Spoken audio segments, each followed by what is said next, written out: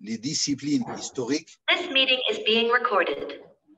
vous allez voir que les disciplines historiques, à savoir des sciences humaines, que ce soit la science politique, que ce soit la science historique, que ce soit la science, une des sciences, voire un ensemble des sciences coraniques par rapport au vocable et au concept de khilafa, vont diverger par rapport à la perspective, comment appréhender ce concept et comment le déployer dans l'exercice conceptuel, idéal et intellectuel à travers l'histoire arabo-musulmane, pour ne pas dire à travers l'histoire musulmane, et parfois même à travers les visions postmodernes ou les visions modernes, postcoloniales, vis-à-vis al-Khilafa, où nous allons remarquer une dégression assez calamiteuse par rapport à la Khilafa. Alors bien sûr, historiquement, vous avez plusieurs périodes de Khilafa, la Khilafa Omeyyade de 661 jusqu'à 760 de notre ère, bien sûr, qui était basée à Damas, sous l'amorce de Muawiyah. Vous avez une deuxième Khilafa. Est-ce que vous avez une deuxième Khilafa? La deuxième Khilafa est celle vous avez une deuxième khilafa qui est le califat, le grand califat abbasside, que vous connaissez certainement tous, qui a vécu à la fois l'âge d'or et l'âge sombre, ou l'âge du déclin de 750 jusqu'à à peu près 1260, 1258, 1260 de notre ère, et qui a été amorcé par Al-Mansour. Vous avez puis un peu plus tard un califat fatimide, qualifié de fatimide au Caire, d'ailleurs impulsé par ce qu'on appelle Banu Ubayd. Ce même califat est désigné autrement par le califat Ubaydide. Vous avez le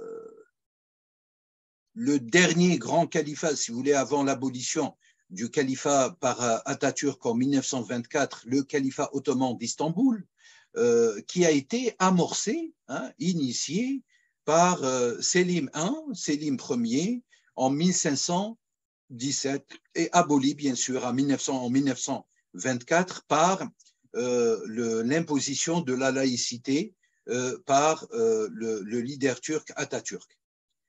Alors bien sûr, vous avez d'autres khilafas en Occident, à savoir le khilafa des Almohades, le Mouahidoun, Al-Mourabitoun, etc., etc.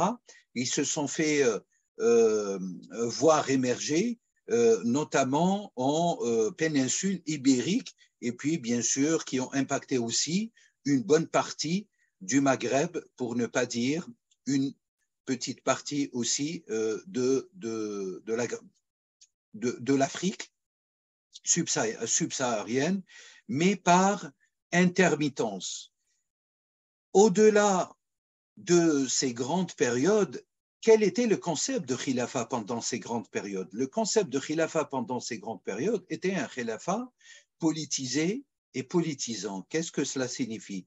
Ça signifie que vous avez ici une application de hadith Sayyiduna Rasulullah qui nous dit, d'ailleurs un hadith attesté selon l'imam Ahmed dans son Musnad numéro 21919, عن أبي عبد الرحمن سفينة رضي الله عنه قال النبي صلى الله عليه وسلم الخلافة 30 عاما ثم يكون بعد ذلك الملك. قال سفينة وهو صحابي رضي الله عنه أمسك خلافة أبي بكر رضي الله عنه 2 وخلافة عمر رضي الله عنه 10 سنين وخلافة عثمان رضي الله عنه 12 سنة وخلافة علي رضي الله عنه 6 سنين. Alors autrement dit, bien sûr en langue française, le califat, le prophète nous dit, nous atteste dans ce hadith que le califat va durer 30 années, puis il y aura après cela que la naissance, une prolifération de rois et de royaumes, et que son compagnon Safina a dit contre le califat d'Abou Bakr qui a duré 2 ans, le califat d'Omar qui a duré 10 ans, le califat d'Othman qui a duré 12 ans et le califat d'Ali qui a duré 6 ans. Cela confirme, et on revient au principe, à ce que je disais il y a quelques instants, c'est que cela confirme qu'en réalité, le califat omeyyade lancé par Muawiyah, si vous voulez, de manière abusive d'ailleurs, selon l'autocritique ou l'historiographie de cette période, le califat fatimide, le califat abbasside, le califat fatimide, le califat ottoman, le tout dernier, si vous voulez, politiquement et historiquement attesté, en réalité ne sont pas des califats si on applique le hadith de Sayyiduna Rasulullah alayhi salam. Mais on pourrait les mettre dans une taxinomie, une classification de royaume où vous avez un roi et une allégeance à ce roi, donc un roi administrateur et des administrés ou des sujets à la lumière de la terminologie royale. Et par conséquent, il y a dès lors, dès 661, le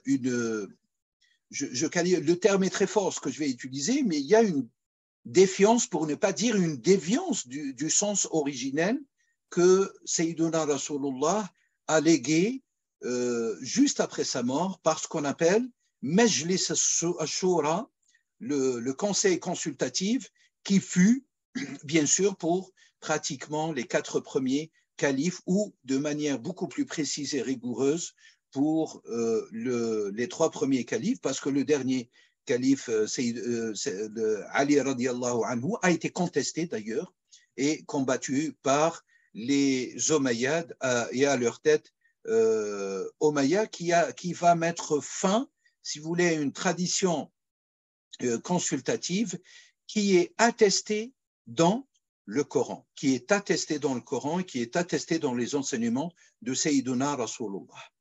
Bien sûr, pour donner juste quelques éléments historiques, Abu Bakr, 632-634, 2 ans de califat, Omar, 634-644, Othman, 644-652, donc 12 ans, et puis Ali, 656-661. Si on réfléchit tous ensemble au sens profond et aux qualifications possibles de la révélation à Sayyiduna Muhammad alayhi salatu wassalam, à savoir l'usage des paroles de Dieu dans le Coran. Qu'est-ce que le Coran nous renseigne, nous enseigne, nous évoque et nous dévoile, nous révèle sur le concept, sur l'usage du califat? Vous le savez certainement, en tout cas, les chercheurs ou les dignitaires religieux le savent très très bien, ou pas, parfois. Dans le Coran, vous n'avez seulement le terme califat ou le vocable califat en tant qu'un substantif nominal n'est attesté qu'à 2 reprises. La première reprise est citée dans le Coran fi Surat al-Baqarah, signe numéro 30, où Dieu assigne, attribue, explicite, évoque, déclare Bismillah ar-Rahman ar-Rahim wa idh qala rabbuka lil malaikati inni ja'ilun fil ardi khalifatan qalu ataj'alu fiha man yufsidu fiha wa yasfiku ad-dima'a wa nahnu nusabbihu bihamdika wa nuqaddisu laka qala inni a'lamu ma la ta'lamun. Et vous avez à partir de ces signes numéro 30 de Surat al-Baqarah le premier récit de la Genèse, si vous me permettez l'expression, de l'investiture d'Adam. Donc c'est le terme khalifa à l'origine, terminologiquement et sans conteste, de manière irréfutable, est attribué d'abord à Adam comme substitut ou comme lieutenant ou comme celui qui va prendre la substitution et l'alternance, qui va effectuer l'alternance par rapport à quelle autorité? Par rapport à l'autorité des anges. Adam vient dans ce récit que je vous invite d'ailleurs à y revenir, vous trouverez les références à partir du signe 30, Adam est investi par Dieu de manière unilatérale, par décision divine, comme le calife, et donc cela abroge le califat des anges, le califat des anges qui l'avait précédé. Je vous renvoie aussi, bien sûr, aux exégèses de Tabari, d'Ibn Kathir, de Razi, de Al-Baydawi, etc., et même d'exégèses Ummahat Tafasir ou d'exégèses d'autres écoles un peu postérieures qui attestent de manière pratiquement unanime cette donnée historique et cette donnée épistémologique. La seule fois et la première fois où le califat est cité dans les paroles de Dieu, c'est pour désigner Adam. Et quel est ce califat d'Adam? Le califat d'Adam, ce n'est pas un califat politique, même si il induit une certaine autorité qui s'impose dans la gouvernance sur terre.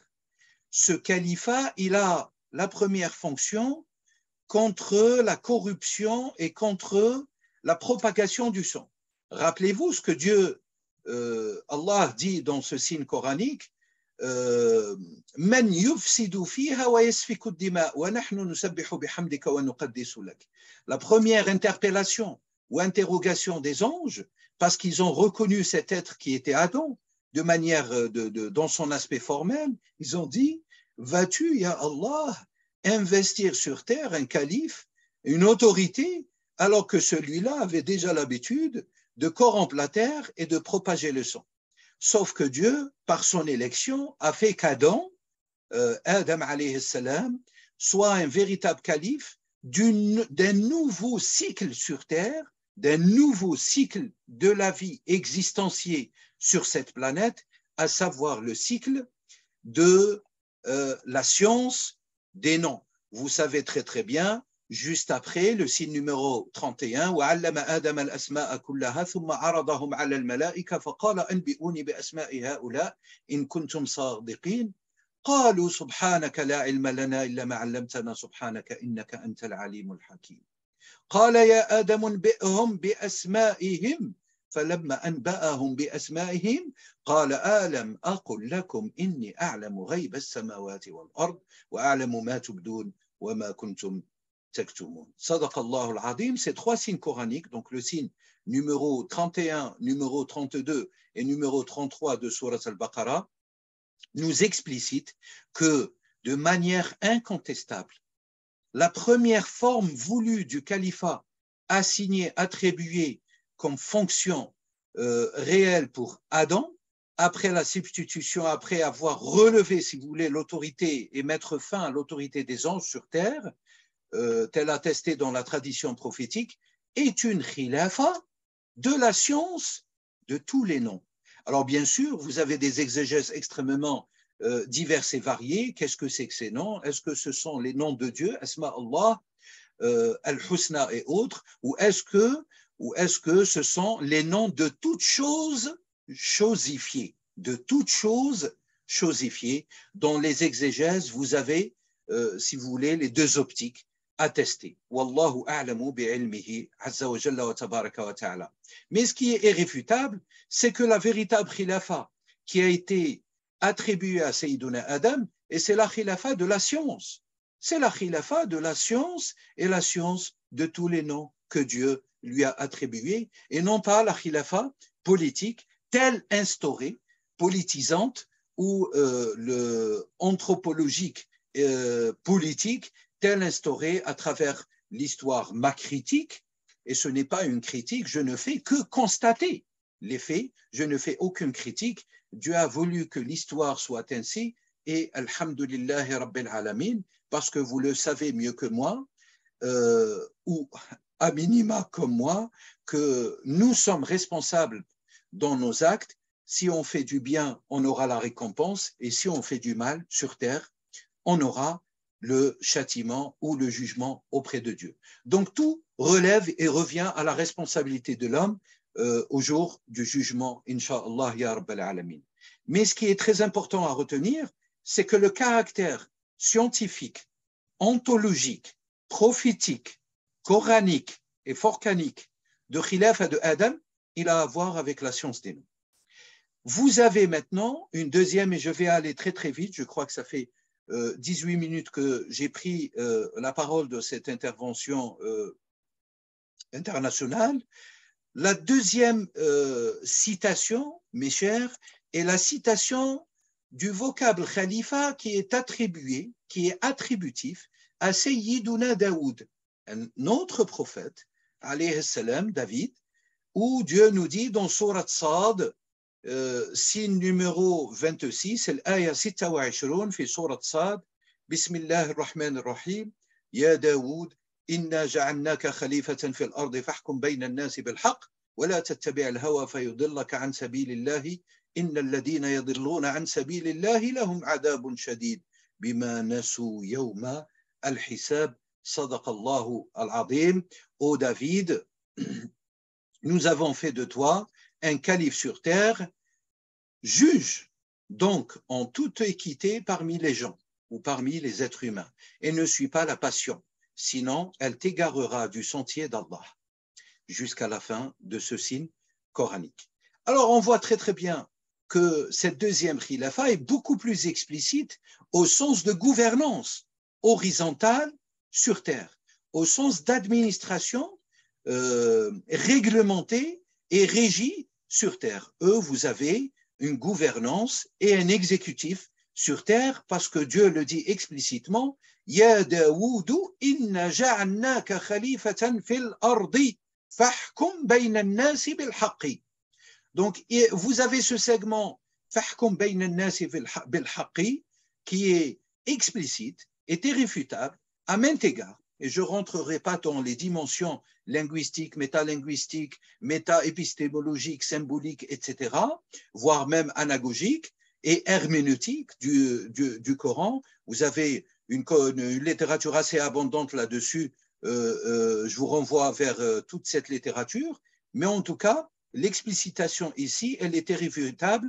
D'ailleurs même, les savants musulmans nous disent que ce signe coranique fait partie, ce segment du signe coranique a les mêmes caractéristiques de ce qu'on appelle l'ayat al-muhkamat, donc les versets univoques, hein, les versets qui ne se prêtent pas au pluralisme des sens, qui sont au contraire des versets plurivoques, l'ayat al-mutashabihat. Donc, Daoud a une véritable khilafa au sens historique qu'a connu un petit peu l'histoire islamique depuis le califat des Omeyyades, mais à la différence du califat des Omeyyades, le califat des Abbassides, le califat des Fatimides, etc., c'est que Dieu met une condition obligatoire pour Daoud, parce que c'est un envoyé de Dieu, alayhi salam. Il lui dit « Wala tattabi' al-hawa » فيضلك عن سبيل الله إن الذين يضلون عن سبيل الله لهم عذاب شديد بما نسوا يوم الحساب. Il lui met cette injonction obligatoire de ne pas suivre la passion. Et vous savez très très bien, pour les spécialistes de la langue arabe, je parle aussi des linguistes de la langue arabe, les grammairiens de la langue arabe, les lexicologues de la langue arabe, les professeurs de la langue arabe, ils savent très très bien que le terme hawa signifie à la fois la passion, mais signifie à la fois l'égarement, celui qui s'égare d'un chemin droit, celui qui va s'égarer du chemin droit. Et quel est le chemin droit dans ce signe coranique? Al-hukmu bil-haq. Al-hukmu bil-haq. Donc, autrement dit, dans nos termes aujourd'hui, la justice pour tous, que chacun ait son plein droit. Sauf qu'à travers l'histoire, vous avez, bien sûr, parce que nous ne sommes que des êtres humains, et les rois qui se sont succédés à travers l'histoire et les émirs, le Omara, parfois, ont gouverné avec beaucoup d'injustice. Je ne citerai pas les noms, on n'aura pas le temps, et on n'aura aucun mérite à citer les noms, mais on a l'obligation de le dire de la manière la plus rigoureuse et de la plus sincère. L'être humain peut se tromper. Alors, s'il demande le repentir, il revient. Mais la majorité à travers l'histoire, des émirs et des sultans, parfois, se sont égarés. Et c'est la condition qui a été donnée à Sayyiduna Daoud. Donc, on voit très, très bien que pour la gouvernance politique et autres, sociétale, parce que la politique incombe qu'elle doit être au service des êtres, au service des citoyens de la nation, elle doit observer la justice et rien que la justice. هذا النوع الثاني من الخلافة. Ceci est la deuxième typologie attestée dans le Coran du califat. Il n'y a pas d'autre califat dans les 6236 signes coraniques, à l'instar d'un autre califat qui, lui, traverse tout le Coran, traverse كل آية القرآن والذي يتعلق بمحمد عليه الصلاة والسلام. C'est un califat qui est intemporel. هي خلافة وحكم لا يحدها زمان ولا مكان. Parce que il est à la fois le scellé de toute la prophétie et le messager de Dieu final qui va légiférer de la manière définitive par rapport à tous les cycles des 124 000 prophètes. Mais cette khalifa, elle est nommée dans chaque mot, elle est nommée dans chaque signe coranique, elle est nommée dans chaque sourate du Coran, les 114 sourates, j'y reviendrai pas non plus dessus. Je crois que je suis à pratiquement 30 minutes. Il me reste 5 minutes pour finir cette première intervention. Dans le titre même et dans le sens même de ce qu'on m'avait demandé de préparer pour cette intervention, c'était aussi un petit peu de réfléchir sur les dérives, la question des dérives. Alors on a parlé bien sûr, j'ai évoqué aujourd'hui avec vous la question des dérives de la justice. Tout part de la justice. L'épicentre de toutes les problématiques du sens même de la gouvernance, du sens même de la présidence, du sens même d'être au service des citoyens et d'être au service des serviteurs de Dieu, c'est la question de la justice. Donc le fondement pour pouvoir réfléchir, alors si jamais on réfléchit en termes de khilafa, alors qu'en réalité, je l'avais dit au début de cette conférence, le principe attesté dans le Coran et dans la prophétie, dans les enseignements du prophète et dans l'exercice des 4 premiers califes, c'était Ashura. C'était Ashura, un conseil, une base de consultation. C'était Ashura, une consultation mutuelle pour pouvoir prendre les grandes décisions. Et d'ailleurs, on ne pourrait que saluer dans plusieurs pays africains et quelques pays du Maghreb ou d'Orient, vous avez encore ce principe qui est en vigueur. Mais majoritairement, vous avez beaucoup de principes que vous connaissez très bien, la démocratie, les votations, etc., une répartition aussi des pouvoirs entre pouvoir normatif, pouvoir exécutif, pouvoir ontologique, pouvoir juridique, etc. On a créé tellement de pouvoirs et stratifié tellement de pouvoirs et d'autorités qu'en fin de compte, on se retrouve devant une opérativité en panne où les serviteurs, les citoyens ne se retrouvent plus parce qu'ils sont entre l'autorité juridique, l'autorité sociale, l'autorité morale, l'autorité éthique, etc. Alors que le principe fondateur dans l'enseignement de Sayyiduna Rasulullah, Wallahu a'lam alayhi salatu wassalam, en tout cas à mon humble avis, était à partir d'un conseil, d'une réunion, d'un conseil central, suprême de consultation dans lequel toutes les idées et toutes les implications et les interrogations d'un peuple, d'une tribu, d'une communauté, d'une nation, d'un continent, voire d'une umma, au sens le plus large, doivent être débattues et doivent être déployées au service de tout le monde.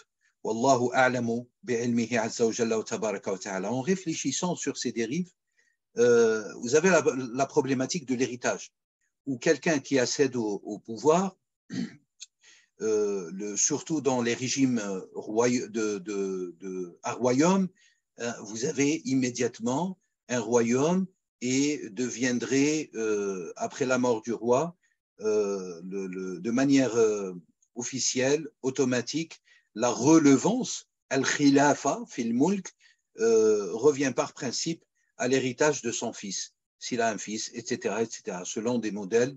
Je vous renvoie ici au modèle des Alaouites et des Hachimites, etc., qui perdurent jusqu'à aujourd'hui. On pourrait aussi regarder, c'est le même principe aussi, dans les monarchies occidentales, à l'instar d'une monarchie qui est encore vivante, mais à mes yeux assez artificielle, mais extrêmement ancrée, le Royaume-Uni. Hein, le Royaume-Uni par l'accession toute dernière de Charles après la mort d'Élisabeth II.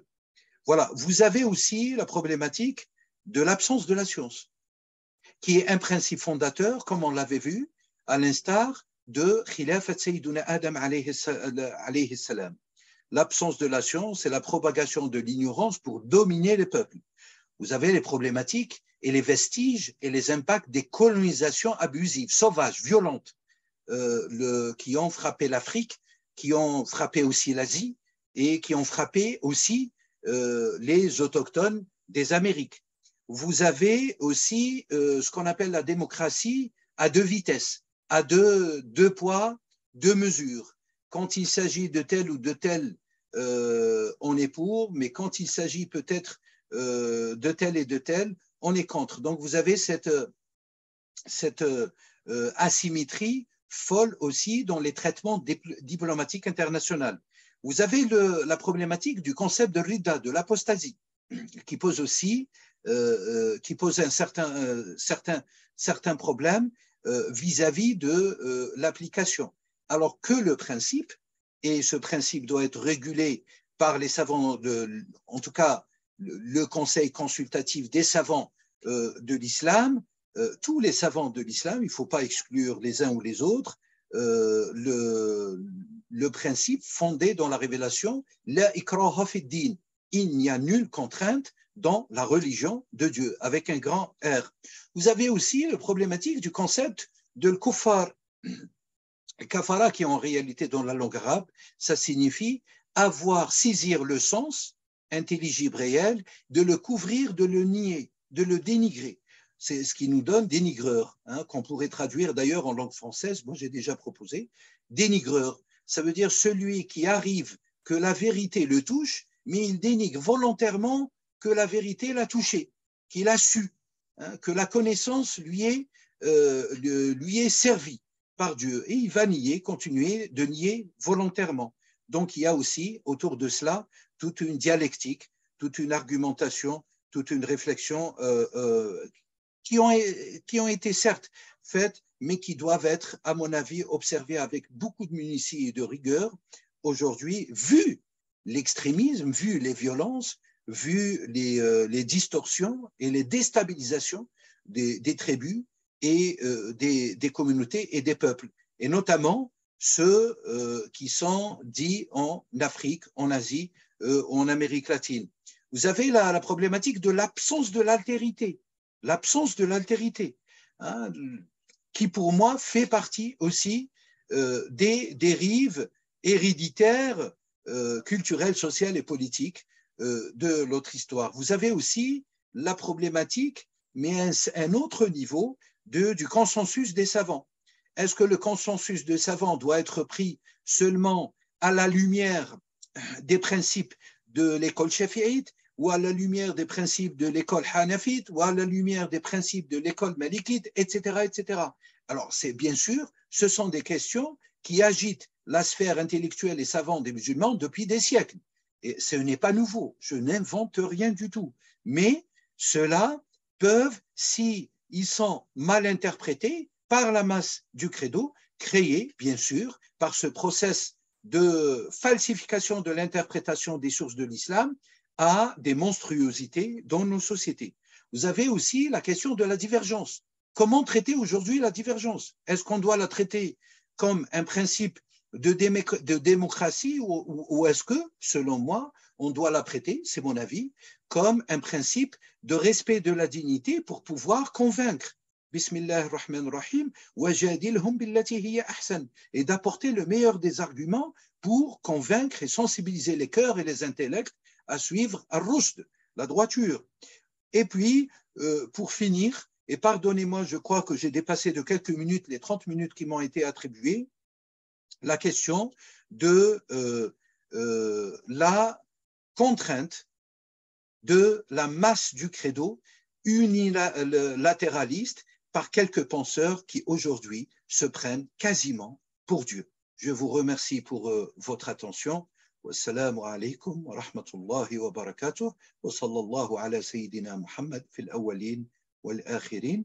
Alors, j'ai préparé, comme on me l'avait demandé, alors que ce n'était pas prévu, aussi un bref, mais vraiment 10 petites minutes, quelques mots à dire sur la deuxième thématique du shirk. Je vous rends la parole, vous me dites quand est-ce que je pourrai la prononcer. D'accord, merci. Merci, cher professeur, pour cette brillante présentation. Et merci aussi pour les sacrifices de votre temps malgré votre calendrier. Combien de fois surchargé. Et à présent, nous allons, parce qu'il y a un autre communicateur qui nous attend d'ici 15 minutes. Donc, de façon très brève, nous allons dresser une liste des intervenants. Et les intervenants vont intervenir sur les 3 thématiques. Donc, tous les conférenciers qui ont eu à présenter, on va leur passer la parole après les interventions des intervenants. Sur ce, la liste est ouverte pour les intervenants. 2 minutes d'intervention, chacun, parce que le temps est compté. Inch'Allah.